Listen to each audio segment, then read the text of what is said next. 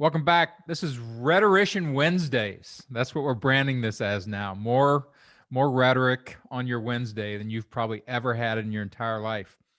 But I thought it's a good way to sort of make primary the fact that rhetoricians and the whole tradition of rhetoric have a different take, or maybe a more coherent take sometimes, on what's going on in the world.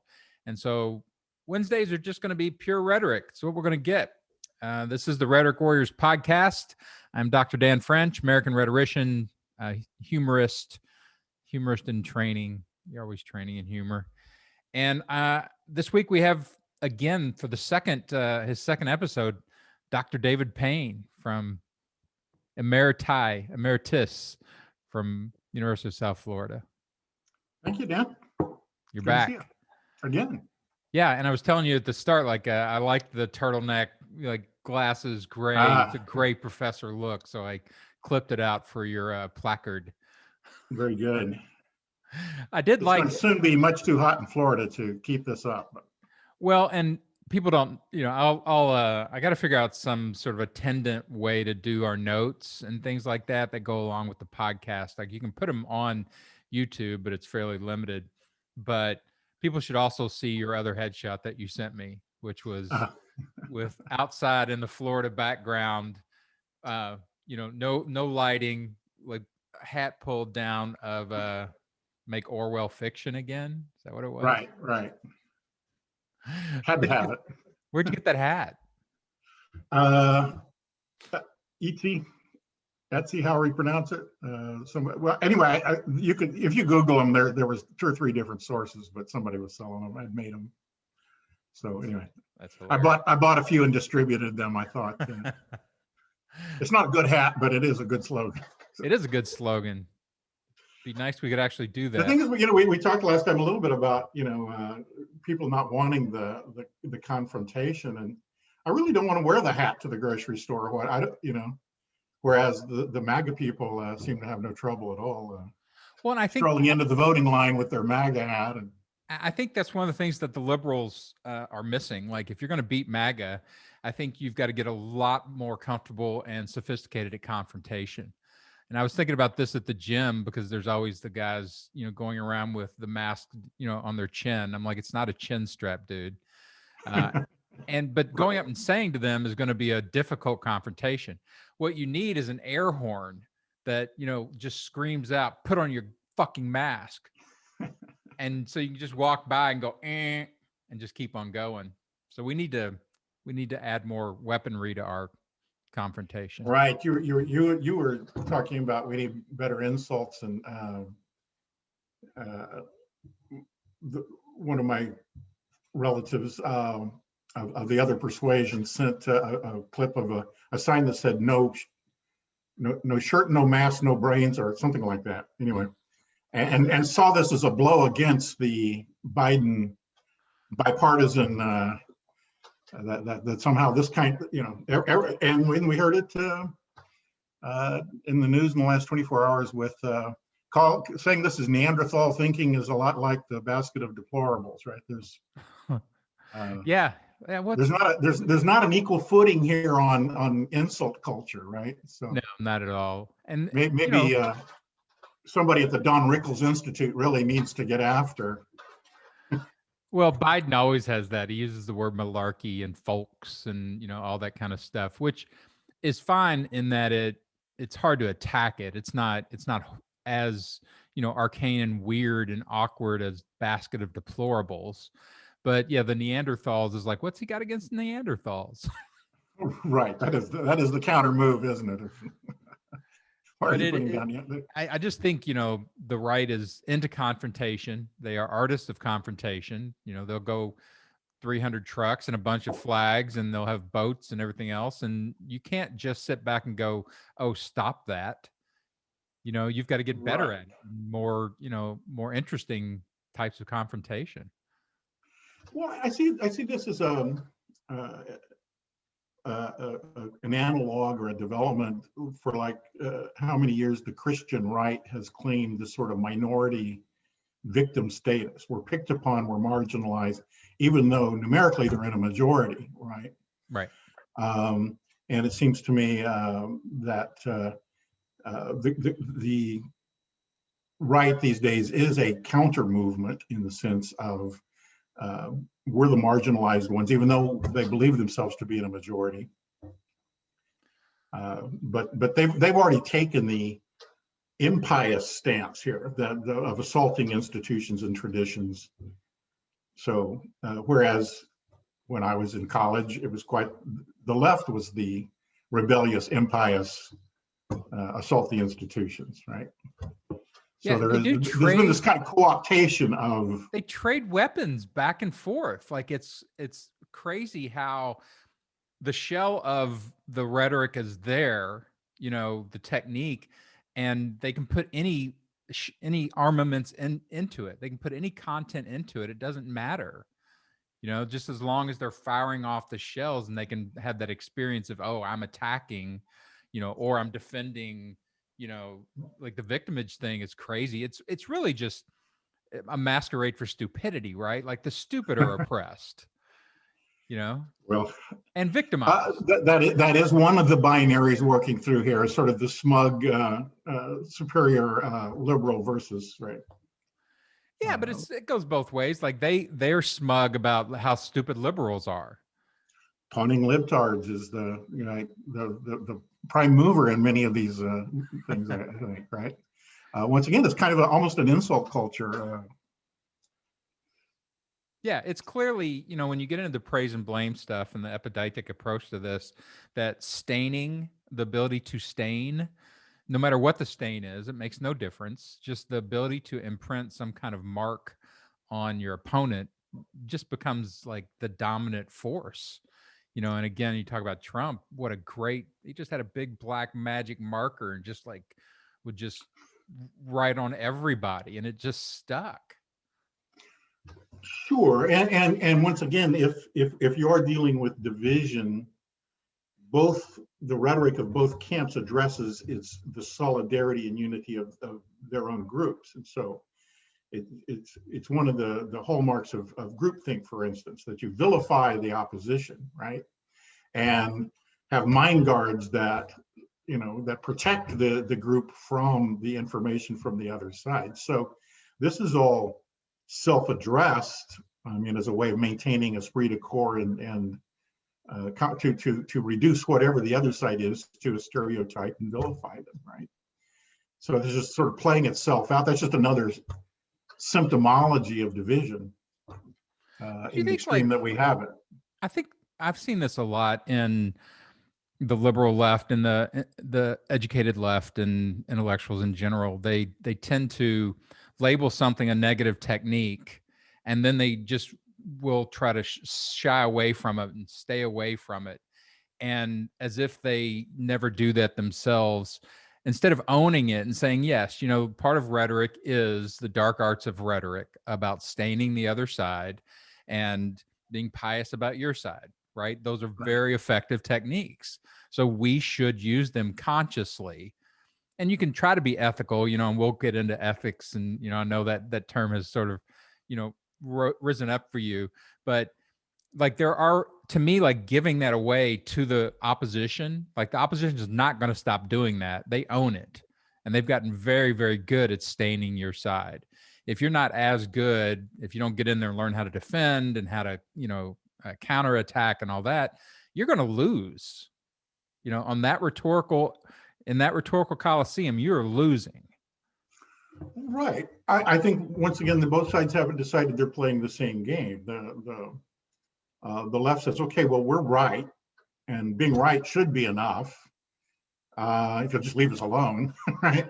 But they want to transcend the conflict. We talked a little bit about that the other day. They don't really want to engage the conflict, right? Whereas, so they're not seeking the transformation, but the rhetoric of the right at this point in time is transformative. If you just look at the brief clip I managed to not avoid of Ted Cruz at the CPAC last week, right? Very much the rallying the troops, right? We're the rebels here. And once again, the politics of that are are going to be different. Here's the mainstream and the rebellious assault. So once again, this gets back to a term you use, piety, right? Who's being pious and who's being impious, and I don't know if equilibrium is going to get you very far, right? It seems like, well, gee, we need to do this on the other side, and in many ways we are, right? In many ways that's already going on, as you pointed out. We're using those strategies, but maybe not in a mainstream. We want to preserve the space of national politics as bipartisan, representing everybody with a certain manner of speech, and that's exactly what they're being impious about. Right. I mean, shrieking about taking on the Capitol building, right?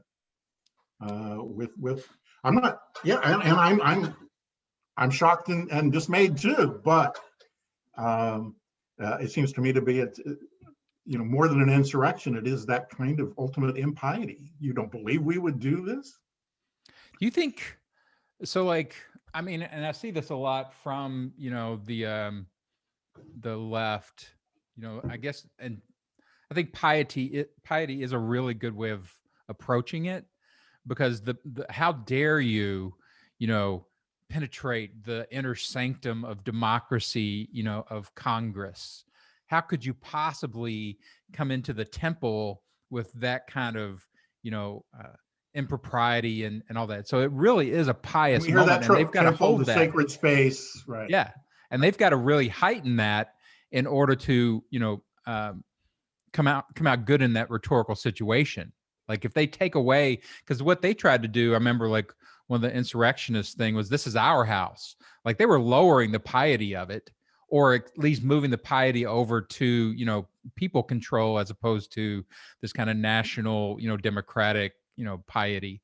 And so it became like, well, we belong here. And everybody else was like, no, like this is the church, and you can't go in there. Well, I mean, if you just look at what they did once there, right? I mean, there seemed more than a plan for taking over the government. It seemed to me that I'll put my feet up on Pelosi's desk. I'll steal the podium. I'll, use the bathroom. These. Yeah. I thought that was, I thought all those pictures, and they were ready to be celebrated for those pictures, for how impious they were being. Right. I mean, there must have been various components there. There must have been a very serious group of people that, wielding weapons, and some with bombs, and that must have had at least fantasies they were going to do something more serious, right? But what we have are the imageries that are replayed over and over and over and over, and still, right? Well, they didn't have the weaponry. They didn't really have the weaponry to turn it into a military zone. They had a few things like, they keep showing the zip tie guy and things like that. But if they had guns, and if there had been any opposition for real, then it would have turned into a military story. I mean, the left has to drag it over into a military story and a death story and, that kind of stuff in order, again, to raise up the piety of what they've done, the impiety of what they've done. And, it's fascinating. Like when there's no anchor to what those things actually mean, like what is pious for America? Like it's completely open right now. They've cut all the roots for our normal pieties. And there's no way to, like you said, like Ted Cruz, they're basically just jumping over and grabbing other pieties. They're like, well, we're trying to protect democracy by making sure the elections are run well. It's like, that's totally not true. Makes no difference. It's just, can they own that piety long enough to get some juice out of it? Well, and clearly their belief that was justified because, right, the election had been stolen. If you buy that premise, right, and that seemed to be the one that sent them marching into the Capitol, that this was to keep this was to preserve democracy. And once again, we can argue with facts, but what you're really arguing with is this web of pieties, right? And Burke had called piety a sense of what goes with what, a set of linkages. And we're trying to fight this elaborate set of linkages between what their movement is, what it is about, what their symbolism is, their role in all of this. What is this movement about? With logic, but it's not about logic. It's story, and so, right? so once again, when you know, I think ethics is something to talk about, but they see their actions as ethical in the Right. sense I mean, of, ethical is just a horrible, slippery, useless concept. I just like to well, start. there isn't some standard out. And once again, it's complicated for rhetoric because there isn't one sort of standard. Clearly, we know people shouldn't lie, yet there is this sort of gray zone where we're all embellishing, we're all right. Yeah, and spinning I write about this a little bit in some of the classes that I'm doing. Like the whole concept of language. It's the Nietzsche essay on truth and falsity in an ultra moralistic sense. All language is a lie. It's an illusion of a sign pointing at something over here, and we just accept it and all act like it works. And so there's so much slippage in the basis of language. You start moving over into levels of lying.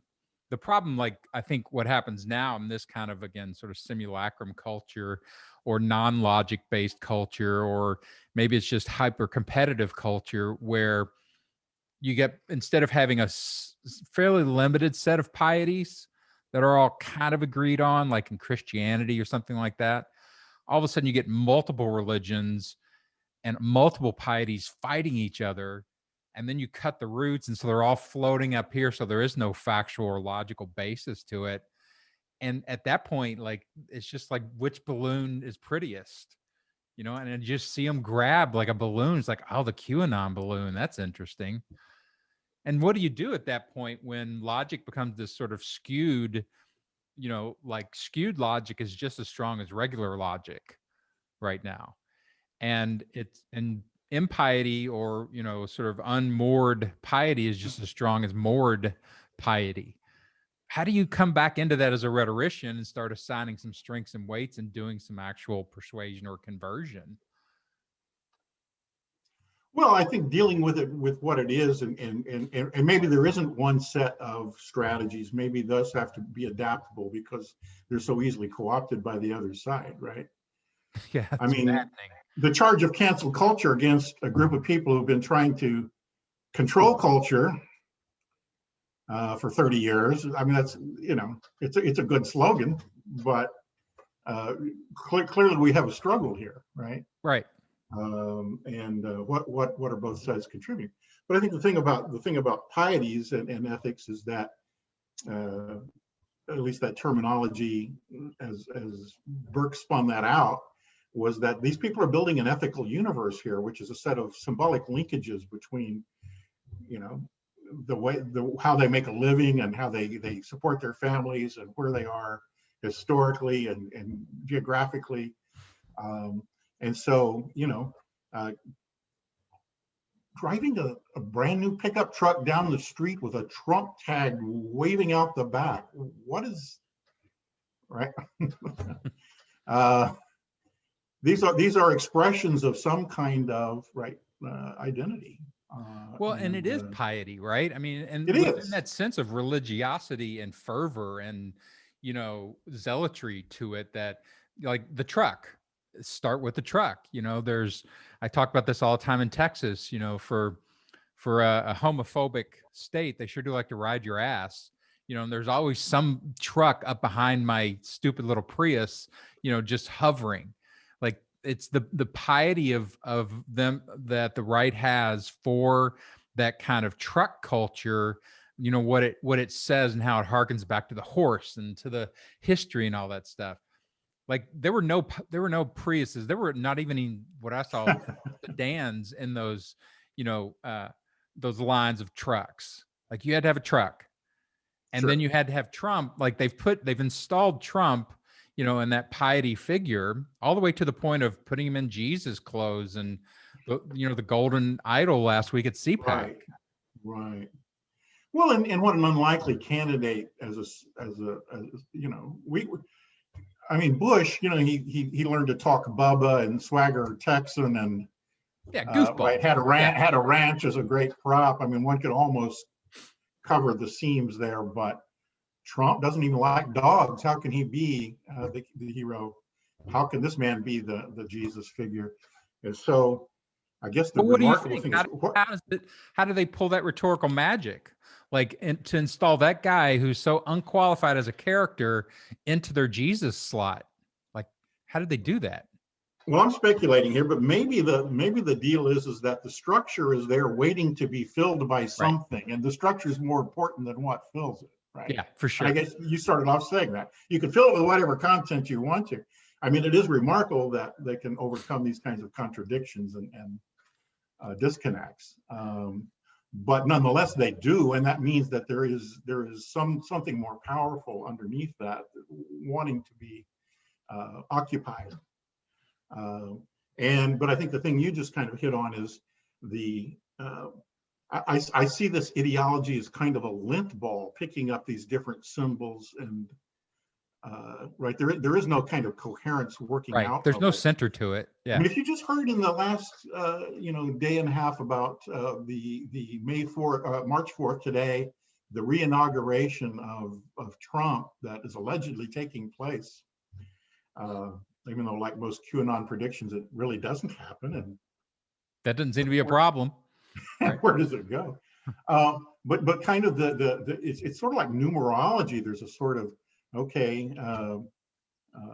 That he would be the 19th president because after our 18th president, the corporation, there's this sort of elaborate scaffolding inside of these things, but it draws from, and I guess we noted that in talking about conspiracies too, it seems to be able to combine almost any set of disparate elements into.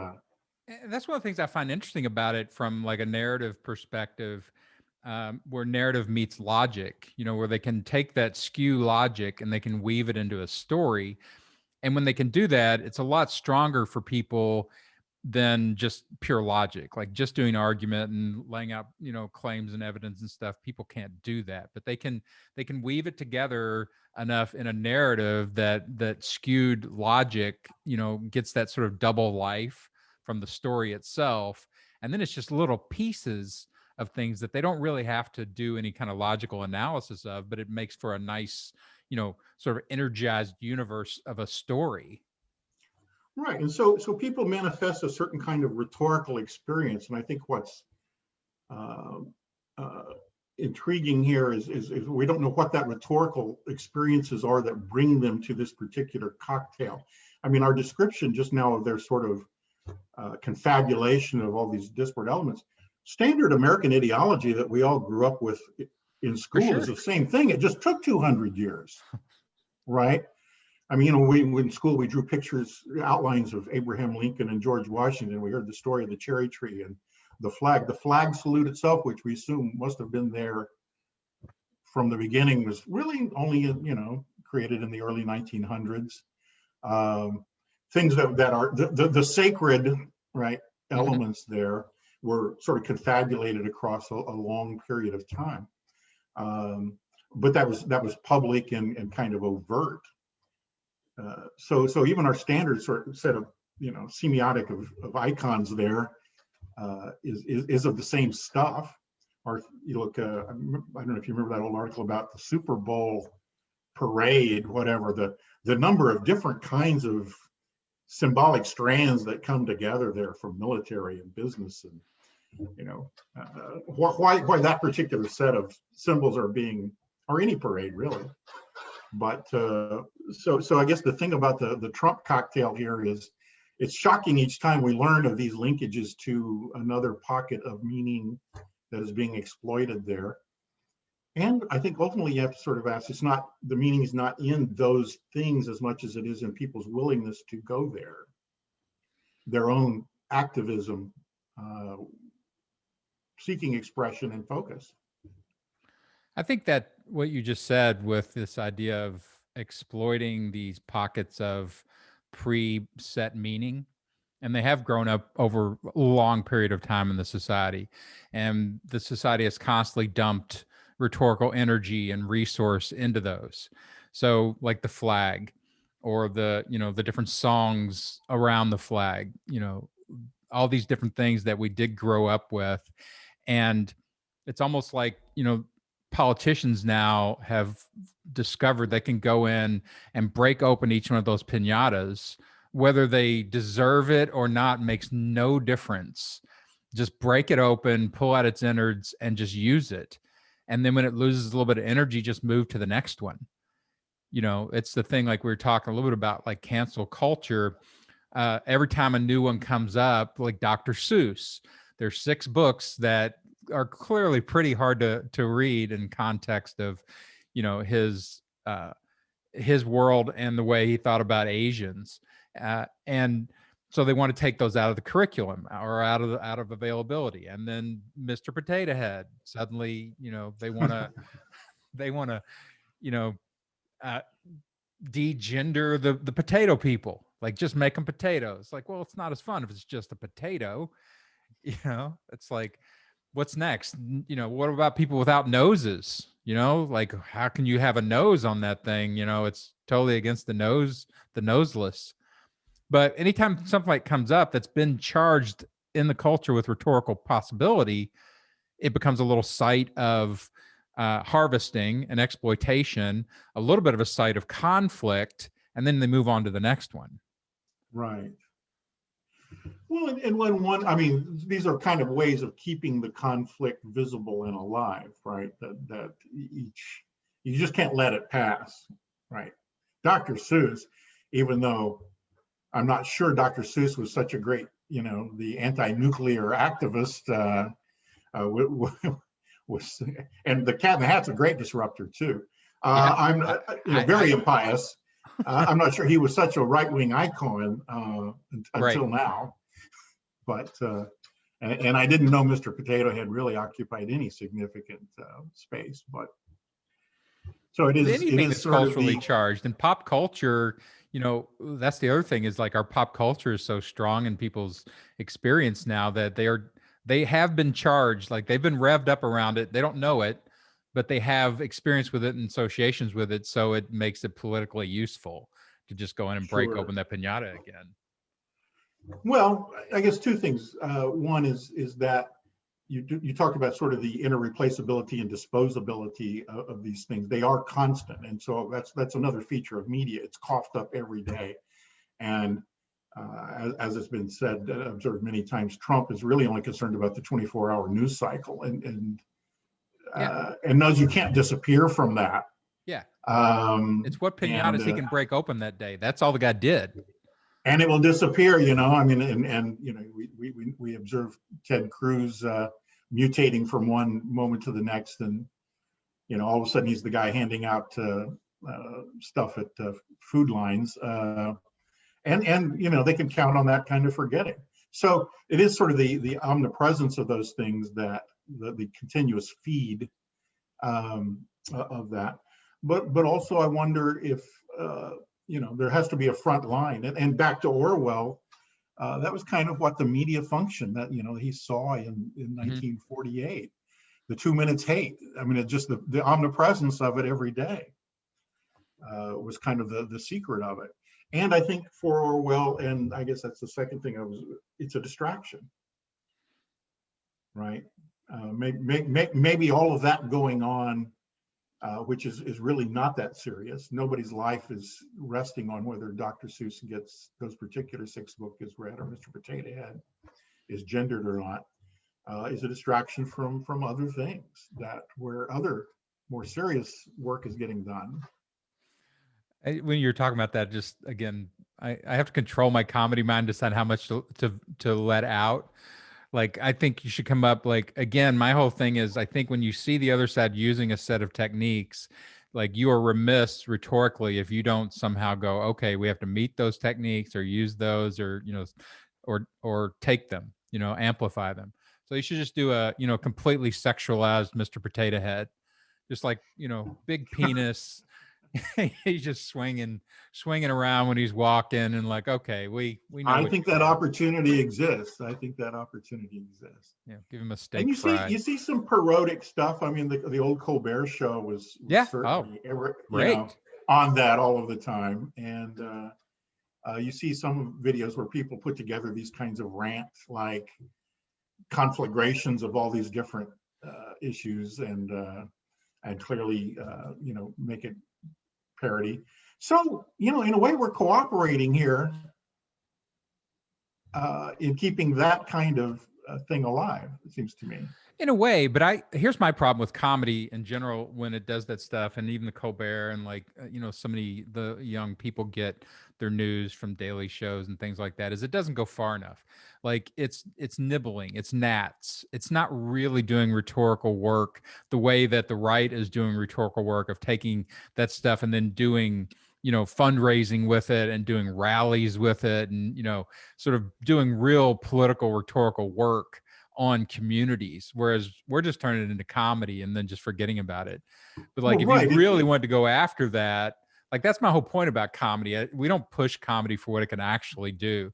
I could eviscerate Ted Cruz, for that stuff, and I write comedy about it. But you can also take it up a level to where you can do some maybe actual damage, political damage to that guy that will stick if you really use the creative principles within comedy well. Because it makes things stick if it's done right. Well, do you have examples that come to mind of where comedy has done that? I don't think, when you look at some of our cartoonists, our political cartoonists, sometimes they capture stuff so well, that in just one picture, and you're like, yes. And you could see why in the past, maybe that was strong enough to do some political work, because everybody looked at the newspaper and that was it. But there are memes that come out now that just nail these guys to the wall. And, they come so fast, and I don't think the right really uses them. I remember Biden during the election, there was one other tiny scandal. What was it? Somebody on the right did something, and I can't remember what it was. Maybe it was the fly or something. I think it was the fly on Pence's head. And just for a little bit, Biden made one little tiny joke about it or something. And I'm like, man, I would have driven that fly into that guy's head so people would never forget it. And I did for a while. I wrote about he looks like an undead vampire. He looks like he comes alive every 1,000 years with that white hair and that ashen face. No wonder the fly was going after him. And if you take that, you take this super creative image, this nice little opportunity, and you don't let it die, you amplify it so you make it stick, then you've got some actual rhetorical potential in it. I think so. And we will never know that, the fly on Pence's head may actually have been a significant enough stigma to along with all the other things. But, we began, once again, back to Reagan, observing how he was Teflon, right? That these things just seem to bounce off. And I think the thing that staggers how many blows Trump can take in terms of, humiliation, and that you would think would bring down anybody. I still think the problem is that the left doesn't know how to make humiliation stick. And journalists don't know how to make it stick. They just let him constantly dictate the menu, constantly dictate the agenda. And when he got something bad, he would just move on to something else. And they let it go. You need to amplify it. You have to have a set of rhetorical techniques that don't let it die, in the stream of new news. Sure. Well, I think, once again, the audiences that you're feeding may be different. You hit on it a minute ago that if comedy can be a framework of acceptance where it makes it okay because we can laugh about it and dismiss it, it defangs it in many ways. And if you're not inclined to engage the battle, then if all you want to do is feel superior or right, and laugh it off and then return to normal business, it isn't fanged in the way that you're talking about. If you're using it over here, on the other side, meanwhile, your state legislatures are gerrymandering the heck out of, right, or passing laws that restrict voting practices, right? And nobody's minding that store, then it's working against you, right? Yeah, and that to me again is why I always like the idea, at least, of rhetoricians actually being used to help some of the strategy and planning for politicians, for these political groups, because they don't really understand something like what we're just talking about, which is, hey, you were just given a massive rhetorical opportunity. A fly landed on this guy's head during a national debate for 2 minutes on white hair. And like for a day, it just flames up and everybody's memeing it. And they're like, yeah. I said, and to just treat that like, and it doesn't have to be comedy. It can be anything. It can be tragedy. It can be chaos. It can be villainy. But like when that happens, you've got to, somehow burn it into the sky, where the culture of, come and go, and the culture of streaming messages constantly changing can't forget it, because you've lost, if you let that asset go, you've lost some rhetorical potential there. And I don't think the left understands that. How do you address the sort of the bifurcation of media sources? I mean, it seems to me the fly and other embarrassments were. I think you're right. It kept up for a while and then went away. But how do you get the people attending to this other media source almost exclusively that isn't going to repeat that message or that image? Well, I think that's the whole concept of, and you mentioned this in your notes from last week, of converting. That's why I chose the verb conversion, because just persuasion or light invitation or luring, or here's a little bit of bait isn't enough to drag them out of that media universe. Right. Like, and if they exist in that media universe, you're going to lose. Like, there's no way to pierce that amount of messaging that well produced coming in that, amounts 24/7. You can't out talk that. You Right. can, if again, like you start going, okay, well, they're used to talking in produced media, so we need to get something over into their produced media that will be, kind of like a little media bomb.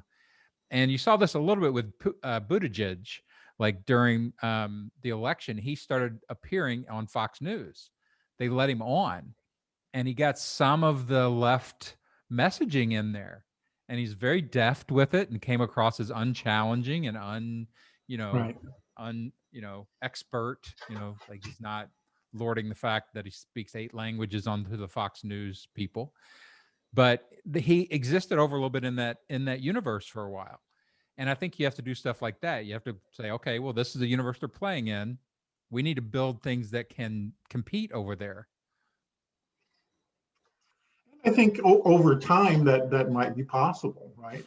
That The right did it. I mean, Bill O'Reilly and all those guys, they were super talented opinion people, and they could compete with the left, the normal media. I don't call it liberal media, but it's that normal space media. They could get in there and do very well, and they earned they it. can gain audiences, as you pointed out, for entertainment value, right? I think a lot of it started that way. That not by true believers that were looking for truth, but Now they're just great people to who listen are willing to. to shop these other points of view. I mean, if And you listen to Rush Limbaugh, you have to give up the fact he had a great voice.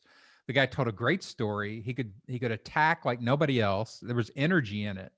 And so it had all the entertainment, foundations that would let it function in a real entertainment world. And so we have to do the same thing. Like if you're going to go out and grab people from that world, then you have to go and do it for real. You can't just say, "Oh, it's bad over there," right.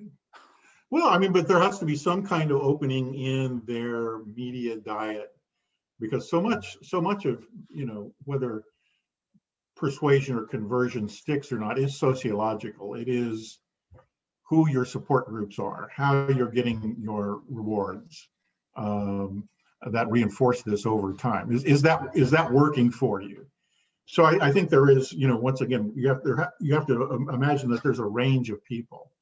And I really very much imagine this about, say, QAnon, that there's really, it's a pretty, at least as far as I understand it, it's kind of a smorgasbord of this stuff, but it doesn't have really one sort of central compelling. It doesn't have any control over, these people's lives. It's just sort of an input.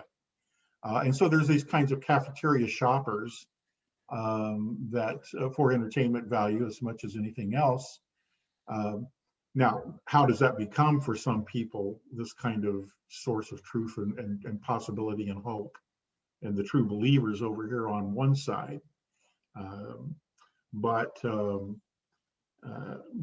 there is this middle range of people who are only doing this for a while, and whether that sticks or not depends on what else they run into and how well those ideas work for them. So, there's probably about half and half in any group. Otherwise, these things wouldn't mutate. I mean, if you think about how did the Tea Partiers become the Trump movement? Right. In a mere 10 years, which is almost completely contradictory in terms of the principles of governance embodied there with almost equal fervor and desperation. So anyway. Because it's not ultimately, ultimately it's not policy, it's fervor, right? It's power. It's a way to gain power for people who've never had it. I mean, the Tea Party people, if you ever went to one of their things, and I saw a few of them, it was nerds. It was a lot of people that, sort of did wonky policy in weird ways. It was a lot of constitutionalists, the foundational constitutionalists and stuff like that. And those people have never had power. They've never had power in government. They don't have power in their lives, I bet. They don't have power in organizations and institutions. And it's a way of grabbing, power with fervor and skewed logic. And they can do skewed logic. Like if you hold people to the actual foundations and rules of real logic, how many people can actually do that? Almost none. Like if you get into syllogisms and enthymemes and proofs and all that stuff, you'll blow your head up for most people. But they can do skewed, this kind of faux, kind of light logic. Right, but at base, it's where they're located in this ideological universe. What's this doing for them, right? And I do think morphologically, the Trump movement starts with the Tea Party, the post-crash of 2008.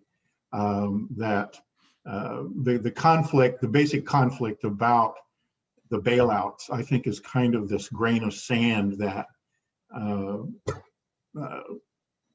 people believing that somehow the Obama, the repairs, the qualitative easing, all of that was sort of the beginning of the end, and that things were desperate. And that was the Tea Party rhetoric. And I think, once again, it picks up and mutates as it goes along, because it picks up different layers of discontented people. But I do think that's kind of the nugget there that started rolling, is that there is this contrarian point of view to everything that's taking place, right, as a solution to this ultimate problem. And in many ways, this makes 2008 very much like the Great Depression in terms of what happens next, right? And in a way, we really, according to these people and the way they perceive it, really are still in this kind of second Great Depression. And economically, that is probably more true than any of us want to admit for many people. So, what your description here reminded me of what Eric Hoffer, styled as the true believers, right? The newly poor, the people who are, right, downwardly mobile, who've been knocked down, whether that's in terms of dollars in the bank or just their aspirations, right? Not feeling a part of not part of the healing, not part of the regeneration of the economy, left out. And that is kind of the essential warrant of, I think, a core ideology there that Trump picked up on. And so we may want to, kind of trivialize it with this QAnon, fringe kinds of stuff. But I think, once again, that's just kind of a shield for this darker workings that are going on behind that in terms of these disenfranchised people. But, as Hoffer said, the true believer seeks to locate control of their life outside of themselves, right? This is the thing about it. And this is a difference between that group and the normally socialized people who've got their jobs, people who, right, are mainstream, wanting things to continue peacefully. Right. They have a different level of investment here. This group of people over here, the true believers, see the control over their circumstances as living somewhere outside of them. And you hit it right. They're looking for control, and they're looking for relevance. They're looking for participation, right, to Hoffer's phrase, to dissolve their spoiled, meaningless selves in this spectacular undertaking. And that's when you hear phrases like, "This is the greatest American movement." Yeah. Are the belief that this is going to happen? Right? Where do you get the belief that the military on Inauguration Day was going to come in and arrest all the Democrats? Right. Anyway. Well, and I think, that's why when I started to look at this stuff, I got sucked into this through Trump. I never paid close attention to politics. You know me, I like entertainment, I like film, that kind of stuff is my sort of my natural interest. But Trump took over the world, took over all the media. You couldn't get away from him. So I'm like, I ended up I had to write jokes about him all the time for TV. And then I'm like, okay. And then my brain just started, digging into this a little bit, like, okay, well, maybe I should spend some time to actually apply some rhetorical principles to this to see if I can help a little bit. And the first thing is, like, in the Converting Conservatives course that I have, it starts with exactly what you're talking about, which is you can't talk about this massive 74 million group that just voted for Trump as a thing. You have to look at it as it's a pie. It has 50 different slices. And, the rhetoric has to be adjusted around each one of those. And sometimes they, a third of the pie all shares a lot, but that kind of disenfranchised, like the rural voter voting for Trump, even though he is a New York snide, the worst thing that they have ever seen, for the most part in their lives. But they vote for him, with great, fervor and love. And you're like, how does that possible? Well, it's very different, that rural versus what you're talking about. Like they've been disenfranchised in a different way than like just financial disenfranchisement, or immigrant, like the immigrants that vote for Trump, because again, disenfranchisement or not being able to enfranchise to the level that they want. But understanding that pie, even though it's, disenfranchisement is probably one of the main ingredients in the entire pie. To me, rhetorically, that's what I think rhetoricians can offer, is like, okay, let's take this concept of disenfranchisement, and Trump is harvesting those people. Well, hey, lefties, you're harvesting the minority disenfranchised and the youth and things like that you've always done. But you need to be able to go over there and harvest some of those, middle-aged white people who are feeling disenfranchised, or you're in trouble. Right. So, that's Absolutely. the game you're playing. And party politics, the party wants to claim on both sides that winning is validation, when more and more people are not voting for parties, right? The actual hardcore of each party is reducing over time. There are fewer hardcore Republicans or hardcore Democrats than ever before. But both want to claim that validation. But if you look at, people want to talk about, well, how many people voted for Biden, and it was a clear victory. But to me, the stark truth, there's 10 million more people voted for Trump in 2020 than in 2016, even though he was the least popular president and his approval rating hovered, between 37 and 42%. Right. How can that be? Well, no, they're not voting for Trump. They're not really, what set of pieties are linking them to that rhetoric? And you'd have to do a similar kind of breakdown on the other side of the coin. Not all of the people who voted Democrat are buying the entire program there, and we're masking a lot of divisions, obviously, over there too. So yeah, absolutely, there's a lot of layers there in that voting behavior. There's a lot of, what is the range of persuadability there, right? And why? So that group of people, whatever set of pieties, whatever the rhetoric is that you're spinning out over here on the Democrat side, there's a certain group of people that are simply not choosing that for whatever reason, and that's the persuasion zone, seems to me. Yeah, for sure. And this is the pragmatist in me. I think the working classness in me of like, hey, build it. I don't want to just talk about it. Right. That I always come back to of I thoroughly believe in rhetorical theory and good rhetorical criticism and insight into things. And like that, the idea that there are pieties on both sides.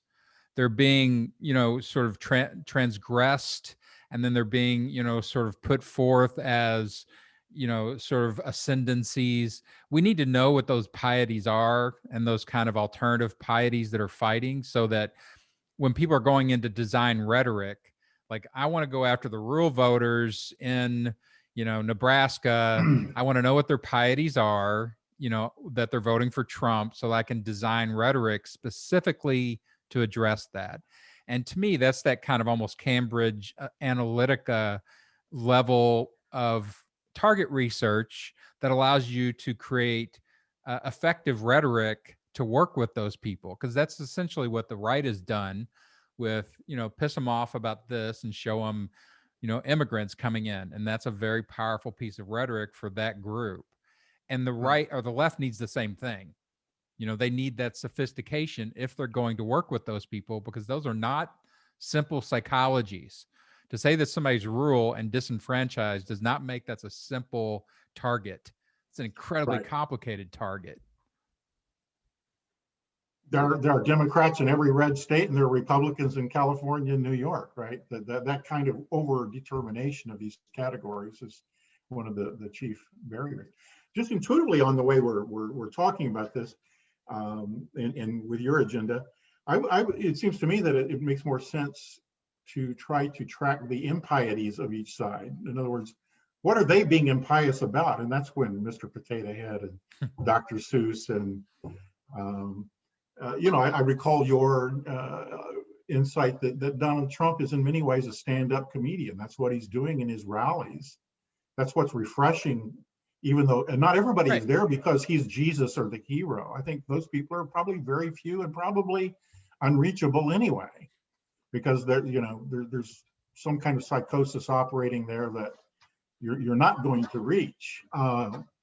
But what are the people that are finding that bolstering that continual barrage? I was talking with somebody, and I guess Trump had been to Iraq, flown to Baghdad, I think was the case, and the electric grid wasn't working there. And he made the comment, we spent $2 trillion and the electric grid still doesn't work. And this person said, see why I voted for Trump? Who else would say that? And I thought, that's not really that remarkable of an insight. As a snide 14-year-old, I might have thought that was a pretty digging kind of thing to say.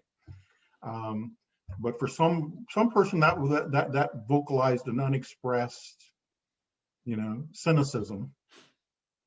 And it seems to me that that's kind of what his mugging for the camera is all about. Yeah, no, for sure. I think the right has recognized that America, and a huge swath of America, would rather see a roast battle than a political inauguration. I mean, Biden's inauguration was very, traditional and very pretty, and they had a lot of good speeches and elevated language and things like that. And I think Americans have moved past that politically. It was fun to watch it from the left because it was so, there was so much catharsis of seeing, a grown-up again in that space, and people who seem to be fairly, decent people in that space. And you can compare that to Trump's, burn down the earth, carnage, chaos inauguration, and they're doing a roast battle. And people like roast battles. They're fast and they're energized and there's a lot of emotion in them, versus this kind of elevated political talk. So the question in some ways is, can traditional politics, no matter how well you do it, and there was some really good speech giving in Biden's inauguration, very well written, very inspirational. Can it compete in this type of entertainment environment? Or can you do both at once? Can you still be bolstering, the need for that sense of that language of continuity, that language of unity, that language of, that connects us back to this tradition of patriotic tradition or whatever, can you do that and fill these other needs at the same time, or is it always going to be, one side gets to occupy one and the other gets to occupy the other? I'm clearly, because I like working entertainment, and I know that if you do entertainment right, it blows the other thing away. Although, politics is its own form of entertainment. It's just a drama. It's just a high melodrama, and done well. It's pretty and it has all that kind of stuff to it. But I know, like they brought in Garth Brooks for a few minutes to sing, Amazing Grace, and Right. my favorite part of that was after he finished, he didn't put his mask back on and he went and hugged the Bidens and everybody else. I'm like, he's just trying to infect everybody.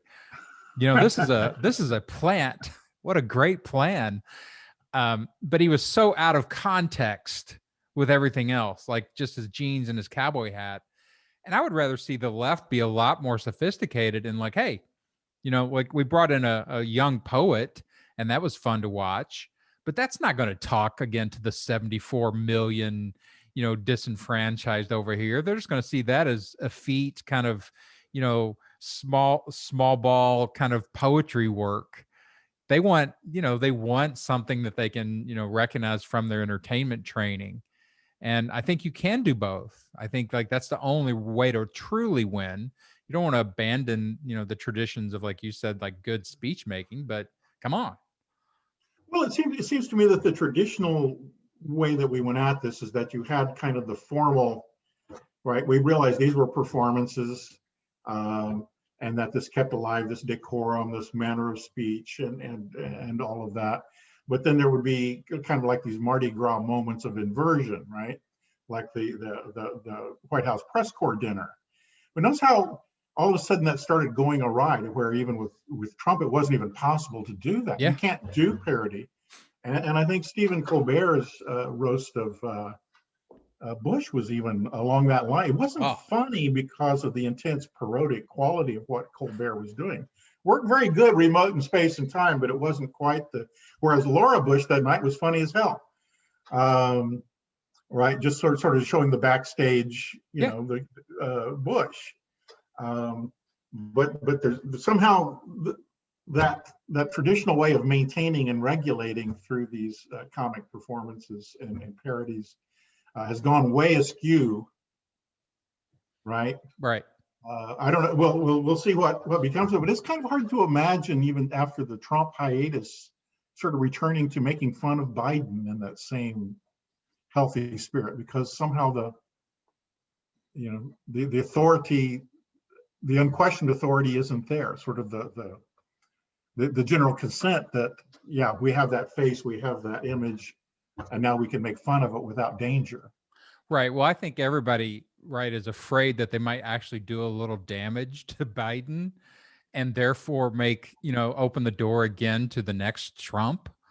Well, sure. And I think one thing that I will hold, on to, like, I think the right is winning, a lot of times through infrastructure, like you're talking about gerrymandering and, fundraising and that kind of stuff. But like what they're not really winning, what I can see coming up behind Trump, there is no other entertainer behind Trump right now. Like there's nobody else that they can rescue from the entertainment world that had done what Trump had done. He had run for president or tried to run for president ever since like 98, I think. And he was clearly into politics. He was clearly into the news and promotion and all that kind of stuff. There's nobody else. Like Hawley and Cruz and all these guys are not entertainers. They're not fun to watch. Trump knew that, and I used to watch this sometimes when Trump would be himself, when he would get out of the character, and he would be confused about why people would be so upset that he had just created a conflict. Because to him, it was, I think, the same reality show world of, hey, we're all just this is just wrestling. Why are you upset? Right. Like, I didn't really mean that. This is just an act. Yeah. And like it really confused him that moving over into a world where you're doing wrestling on people's real lives, real policy, real money, all that kind of stuff was a different game. But I don't see anybody else coming up behind that's doing what Trump did. It does it have to be, or would it kind of be better if it were, right? In other words, is it scary that the next person won't be? I don't know. Uh, I wonder if they'll be as effective if they can. I don't think they've got the entertainment energy that Trump came in and merged with political energy to create this pieties that you're talking about. Like he was a very, he was a character, and so you could take him and drop him. Like when they made a golden image of him, I it know, was I know. funny, right? It's like that's just weird and funny. And to let it go on, right? I mean, it is a strange insider kind of. Yeah. Well, I mean, that's encouraging, I guess. I do think Trump's election was kind of a political fluke, and it was not meant to happen. And I don't think he even thought it would happen. But it sort of grew from there, and God knows what happens next, because there are these other people clamoring for that sort of audience. But you're right about. I mean, I call it the Kong effect. In the 1978 King Kong. Yeah, Jeff Bridges is the anthropologist and Charles Grodin is the money-grubbing corporate oil man or whatever. And he's saying, because Jeff Bridges is trying to defend leaving King Kong on the island, he says, well, you ask the natives whether they like King Kong, and the anthropologist says, oh, yeah, they hate him, but you come back in a year and their whole society will have crumbled, because hating Kong is the center that's holding them together. And I've always wondered if there isn't a kind of a Kong effect with Trump, that there's some sort of disintegration that will happen as a result of these performances. Have created a sort of a category that we'll want to fill somehow. It's an interesting question. I just saw all the, again, catharsis and elation when the day after the election, everybody was dancing in the streets, and for like 24 hours, the whole world was like, they could breathe. And then Trump, started the big lie of, I didn't lose the election, I'm not leaving, and all that. And then it just all clamped down again. And I think if people can hold on to that elation, like even, Bush and Cheney and these guys, at least were still traditional enough inside the establishment that you knew they weren't going to blow up the whole establishment foundations in the country. With Trump, you never knew. I think you said this at one point. There's no top end to Florida weather. Like that's why it scares everybody. It's like, yeah, it's a little hurricane. Where no, they can just keep going up. And Trump had that. Like there was no top end to what Trump would do. And that's why, to me, like it made perfect sense for what Trump was doing, that you do it until it fails, do it until it fails, do it until it fails. And then you finally get to fascism and actual violence. To me, the only thing Trump left out of the whole repertoire was he didn't use professional mercenaries in the insurrection. The next time they do this, they'll just use Blackwater mercenaries and they'll professionalize the violence, because these guys, the rabble, was not ready to be violent enough. They did not go and get Pence. They did not get Pelosi and take over. And so that's the only thing he left out of the arsenal, from what I can tell. Well, that you give me a hope, and then you frighten me. Hope that somehow this will all right itself, and this is just sort of a phase, and that's possible. Because there's clearly a lot of money to be made in keeping things the way they are. Yeah, and I think America and it seems to always win ultimately. This is our first taste of the ugliness of fascism, so hopefully it's bitter enough that people are like, "Hey, dude, like this country." And things have been weird before. People say we've never been this divided. I think in 1963 we were this divided. They killed the president, and it was a slightly different skew, but. There was a lot of hatred and animosity going on, and if one really digs, and of course the Civil War, and maybe even times after that, in the resurrection of some of those issues. Don't you feel like this is almost again like a simulation of division? Like I'm not even sure we're that divided. It's just the simulation again of almost a civil war or a 60s. Well, that's one interesting line of thought. I'm getting some kind of strange message here. Like when I talk to conservatives, I don't have that hard a time talking to them.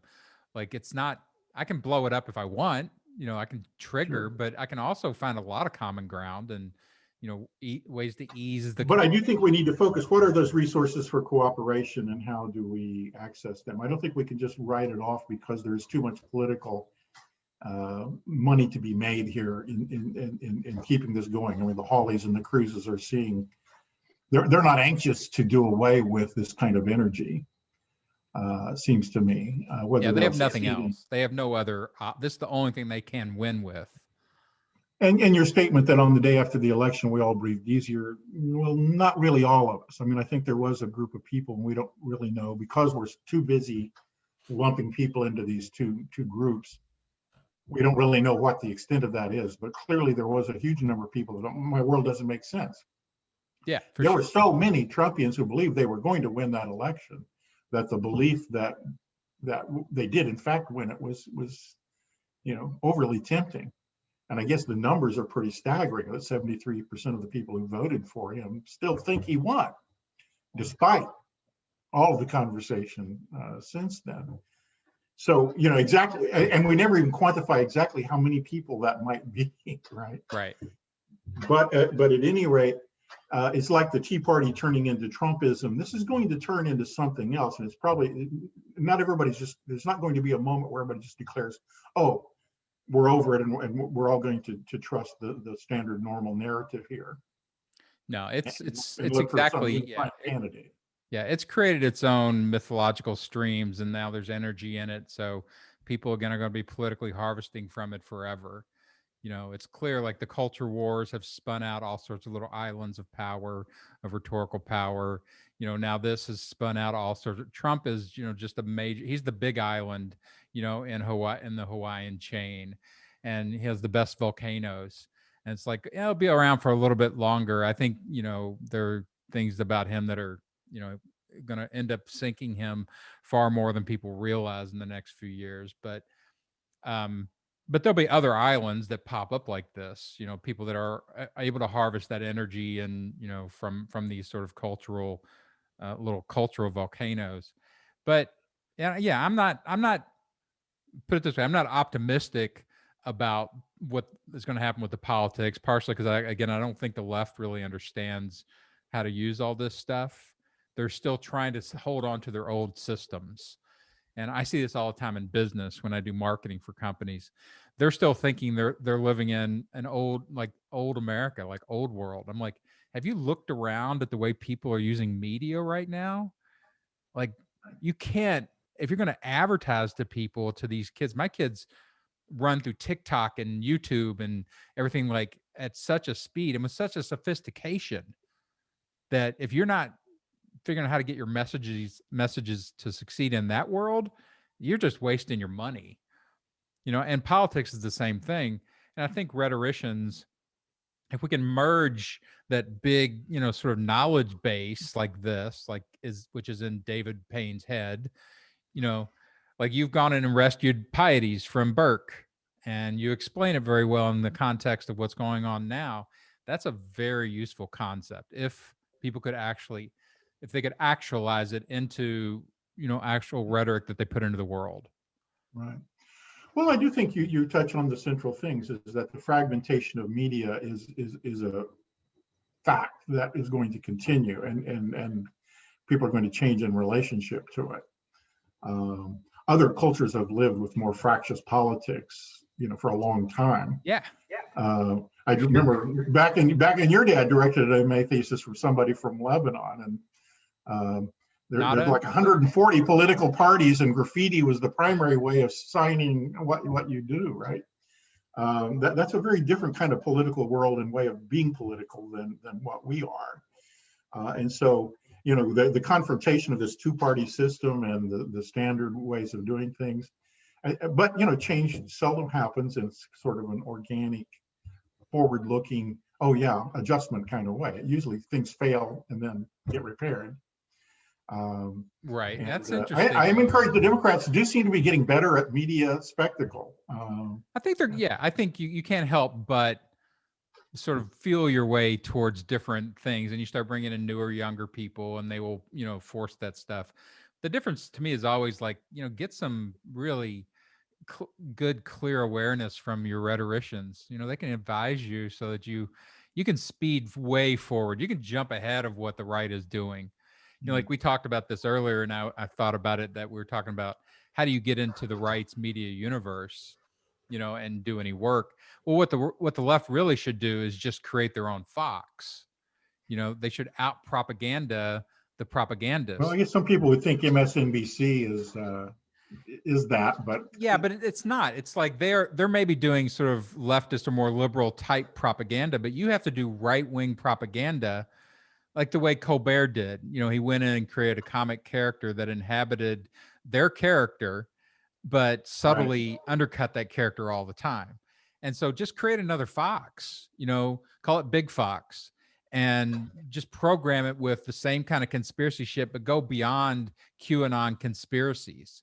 Get some real writers to create a better set of conspiracies than QAnon, and they'll flock over there. They can't tell the difference. Well, as a rhetorician, I have a question for you in terms of your work and your obvious sensitivity and thought about comedy. That we talk a lot about this moment in terms of these kinds of comedic and impieties and the evolution of comedy in the media and its infiltration into politics and whatnot. That we can do battle with it, right? It's still a viable weapon on both sides here, seemingly. Will that continue, or is that right? Is that something we can always count on? Anytime you start trying to extract real value from comedy, you're walking dangerous. You're already in trouble, because comedy, as a universe, like it has no moral function. And I've had this argument with people for 40 years now, ever since I started doing stand-up, that it does not have any requirement to be nice to the oppressed or the wounded or the harmed or anything. If you put any of that into that universe, you crimp that universe. And we don't want that.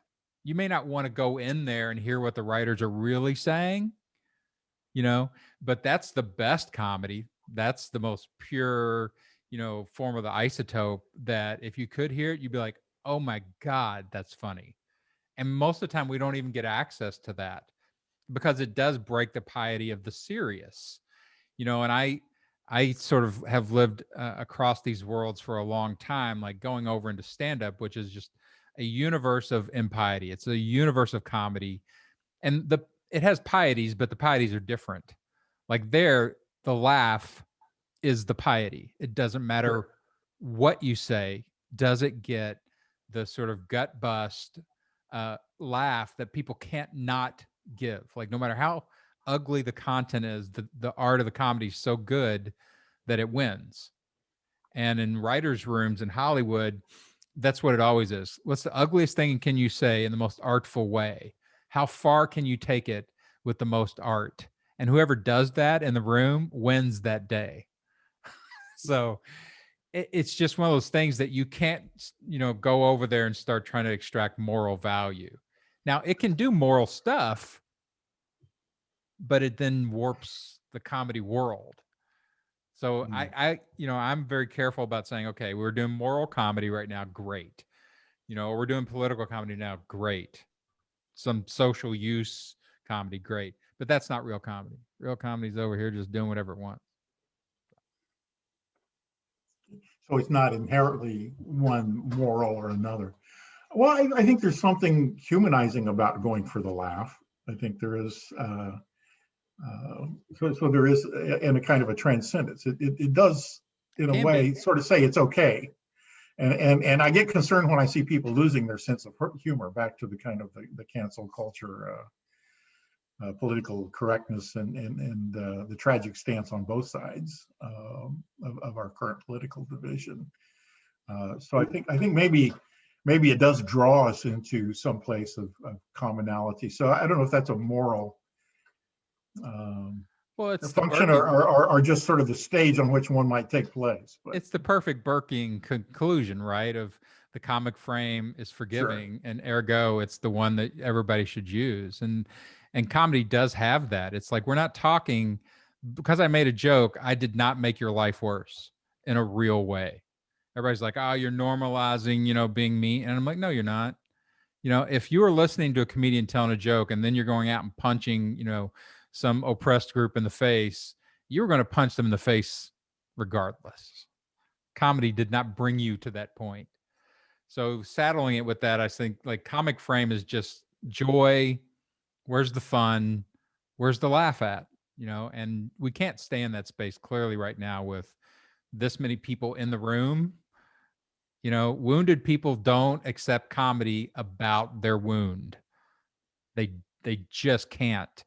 If you're going to do that kind of comedy, it has to be constructed in a certain way where it does have healingness and it has commonality and that kind of stuff. And you can do it, but then you're, merging comedy with a second world and forcing comedy to do something it doesn't really want to do. Okay. Doesn't really want to heal anybody. So, well, it's been super fun, man. Once again, good to see you. Thanks for knocking. Yeah, I like I said, I'm going to keep coming back to the rhetorical well. You always make me think. Good stuff. Very good. Well, thank you. Good to see you. Absolutely. And this has been Rhetoric Warriors Podcast with Rhetorician Wednesdays. We will be back and see you again soon.